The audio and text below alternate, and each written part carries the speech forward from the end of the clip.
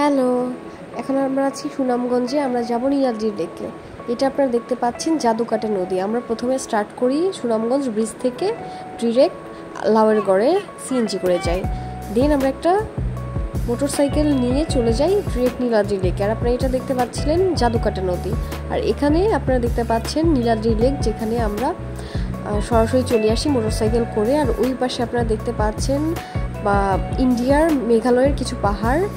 আর এটাকে বাংলাদেশের ছোটোখাটো কাশ্মীর বলা যায়, এত সুন্দর আপনারা সেটা দেখতেই পাচ্ছেন। আর ওই পাশে বোটগুলো এসে থামে, যেটা আপনারা টাঙ্গুয়ার হাওর থেকে সরাসরি চলে আসতে পারেন, অথবা অন্য কোনো বোটে করেও চলে আসতে পারেন তাহিরপুর থেকে। এখানকার দৃশ্য আসলেই অসাধারণ, আপনারা আসলেই সেটা ফিল করতে পারবেন। পুরো রাস্তাটাই অনেক বেশি সুন্দর।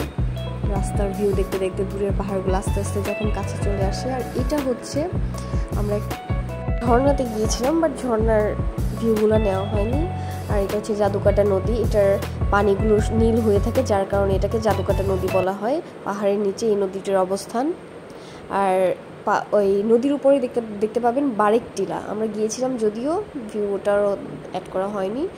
আর এগুলো হচ্ছে আমরা রাস্তা দিয়ে যখন যাচ্ছিলাম পাহাড়গুলোকে দেখা যাচ্ছিল। আমরা ডিরেক্ট বাইকে করে আবার চলে আসি।